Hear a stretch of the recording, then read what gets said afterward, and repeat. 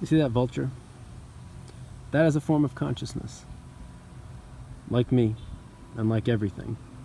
The idea that consciousness is simply something that is contained within sentient beings is not totally accurate, because consciousness is everything, right? Consciousness underlies all things, all people, which is to say that it's not just sentient beings, but it's this pole, it's the ground, it's the air, it's the sound that you're hearing, or better yet, it's the sound produced by the device that you're listening to this on, which is something fueled by electricity and synthesizing the voice that I've made to create this, right? And synthesizing what my microphone is capturing. So all of that's consciousness. It's not just people and animals and living things like trees and flowers and so forth, or vultures. And within the scope of consciousness, you have all sorts of creatures and things, right? They're people, they're old people, they're young people, they're animals of so many types, they're scavengers like vultures. If you were to make some sort of hierarchy, vultures would be in one of the lowest categories, right? They're scavengers, they're ugly, oh God, he hears me. Yeah, right? They don't actually even kill the things that they eat. They just eat dead things that are scraps, right? They're nomadic in that respect. And basically, nobody likes them. And there's a reason for that. But they still, too, are consciousness. And all consciousness simply interplays with itself. And the best way to develop a better relationship with consciousness is to recognize yourself as consciousness, but also to have respect for the various things around, right? Treat them with love, with respect, and then that gets reflected back, because it's all consciousness. It's not the reasons that things happen to people aren't things that you can so readily point to rational causes for, right? Because who knows why people do what they do in reality. You can always boil it down to rationality, but that's never actually the total reason. There's some impulse within consciousness that makes it happen, right? Let's say that something, someone says something mean to you, right? You may think it's because you said something mean to them the other day. But why do they choose to say something mean to you back versus just keeping it silent, or not saying anything, or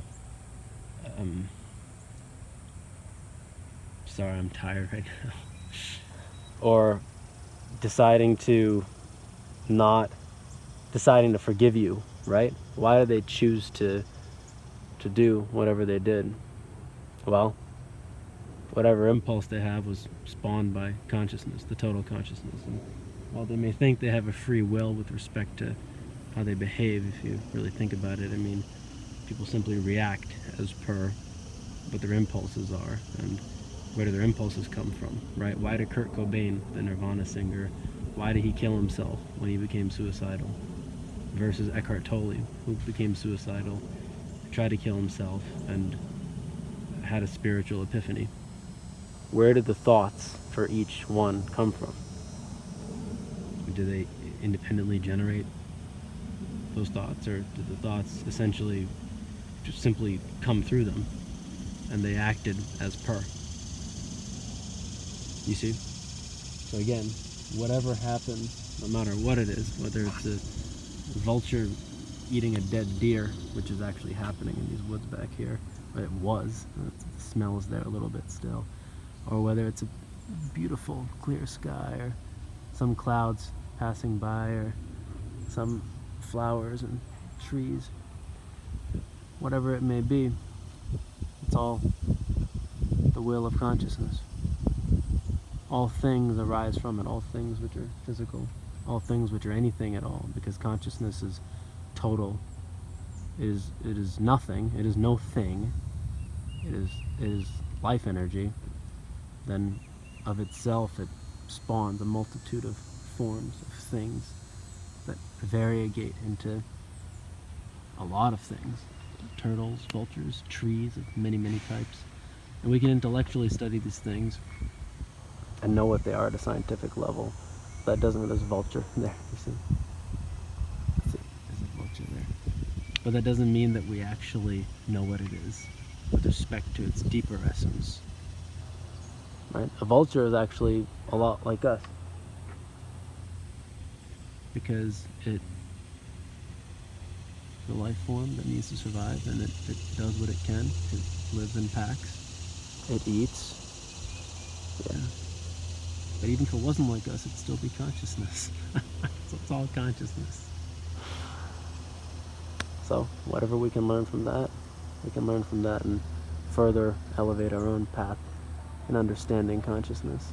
And whatever happens within our minds and our spiritual development is also an aspect of consciousness.